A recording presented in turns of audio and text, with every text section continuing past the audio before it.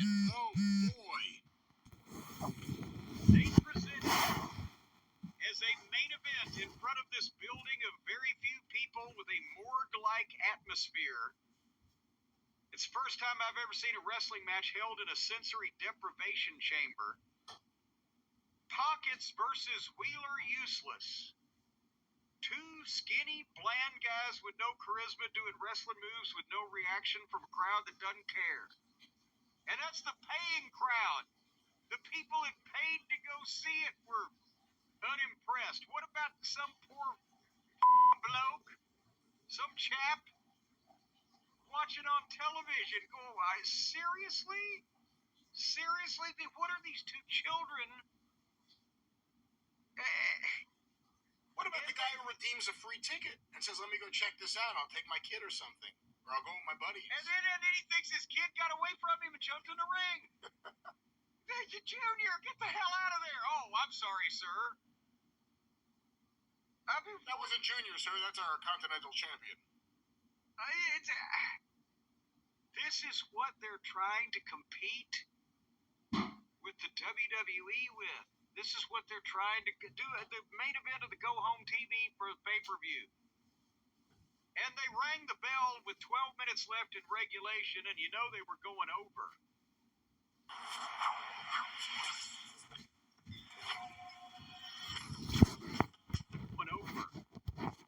So they actually tried to have a match. And, yes, you can train chimpanzees to do a variety of moves.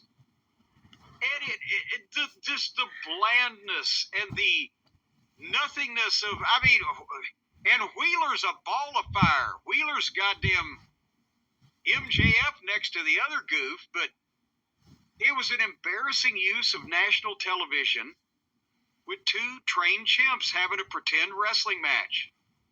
Kicking out a tombstone pile driver. They made a pile driver fucking deadly in 2 weeks over in the WWE land by having Randy Orton, a fucking star, and a full-grown adult man sell a shitty-looking pile driver. And these guys are kicking out of tombstone pile drivers, and their necks are the size of a stack of dimes.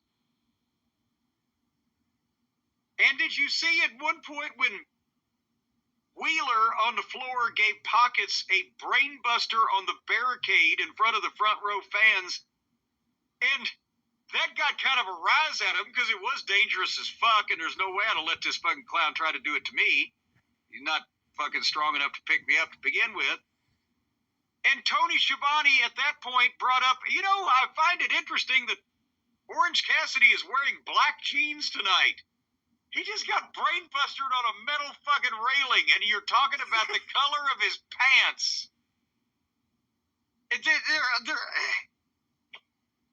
I wish I could attribute all this to drugs, but I don't think they're having the fun of the drugs.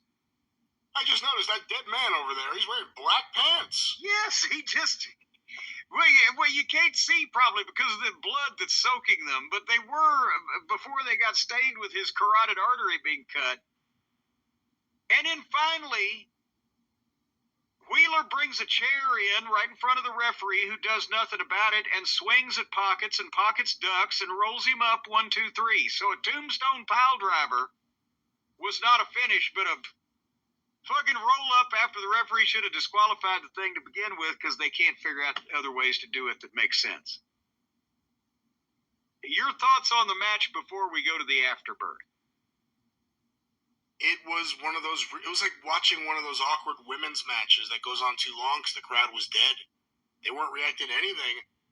A lot of people pointing the finger at the fact that Wheeler Yuta was in the main event, and other than Jon Moxley and Bryan Danielson and Tony Khan, no one else has really seemed to take the Wheeler Yuta at that kind of level. But I think it's a two-way street here. I think Orange Cassidy gets a lot of the blame too. Orange Cassidy, the booking of Orange Cassidy, the use of Orange Cassidy. 5 years in, no one gives a fuck if his pants are black. It's the same guy who doesn't give a fuck, and we don't give a fuck. Yeah, wait, Tony was saying, it's like he's never worn black pants before. It's like, Harold always wants a second cup of coffee. And then, actually, one of the goofballs on color, Mac Daddy, was on color too, because the kidnapping was pre-taped. Yeah, they didn't fire him after that. It was like, Yeah, they didn't fire him after he participated in the goddamn, but he had to bring the commentary back to it. By the way, he got that brain buster, but then Sockface had answered it by, well, I have seen him wear black pants on a few occasions, Tony. Like, oh, I've got to be the expert. And even though nobody's going to know the difference, I have to correct you that, yes, he has worn them a few times. Because, of course, Sockface is paying attention to the color of another guy's fucking pants. And then Mac Daddy brought him back to common sense. Maybe Mac Daddy's allowed to continue on commentary after the kidnapping because with Danielson gone, the disciplinary committee has been broken up. True. Because since, I wonder how did they discipline the people that broke the head of the disciplinary committee's neck? So anyway, the afterbirth. Here comes Pac, and he levels pockets. And then here comes the plumber and company, and they start kicking his shit. And remember, he told them, he told Briscoe, he told Rocky, he told all of his friends, don't come help me. Moxley 5-on-1, you better bring it, boy, do whatever you're going to do. Well, so they did. They beat the shit out of him. Marina Schaefer came in with duct tape. They stuck his hands in his pockets and duct taped his hands in his pockets. And I was cheering for him by this point. See, Moxley could even make me a fan of him, but they beat him up with his hands taped, and Moxley was, I guess he's been watching Dana White. He was open hand slapping him, but the announcers were calling him knockout punches, but he was slapping him. And Pockets at one point fought back with a couple of fake shin kicks, his fake shin kick deal. That's how he's fighting back from these 5 best. So Moxley leveled him. And then they walked out and went to the back of the arena, leaving him laying there. And then here came Briscoe and Kyle and Rocky and Ishii, and they cut him loose. Because he asked for you now, don't come out and help me. Okay, motherfucker. How'd that work out for you? Dumb son of a bitch. And the heels are still in the back of the arena where there's no light, and they're trying to get an artistic shot of Moxley's bulbous, droopy face over the shoulder to see Pockets in the ring, but there's no light back there, and they can't light the building in the back because there's no people in it. So to show that he is still defiant, and he knows, oh, what a defiant man! Pockets stands up, puts his sunglasses on, and puts his hands back in his pockets, while standing in the ring looking at the people that just kicked the shit out of him and not making a move to do any goddamn thing about it. What a baby face! And that's the way they went off the air for the pay-per-view. So I guess now we know that he's told his friends not to help him. So all 5 of these people are just going to kick the shit out of him this time, and we're going to pay $50 to see it. And it's all fake anyway because this whole thing is silly. And do you think is the entire WWE office and roster and TKO organization blowing snot laughing at these idiots right now that are spending their money on this shit?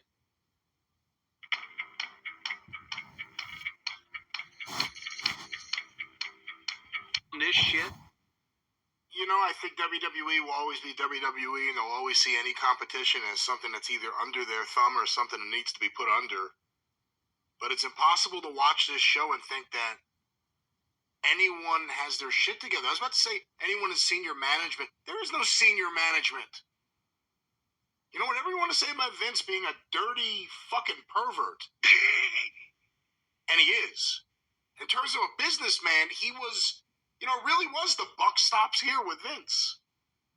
And my fucking cushion in my chair is making noise. Oh, heaven. He got a whoopee cushion. Yeah, with Vince, it was the buck stops here, and with Tony, it's the bucks don't work. That's the problem. And Tony doesn't recognize that he's not good at this. And Tony doesn't have anyone to turn to.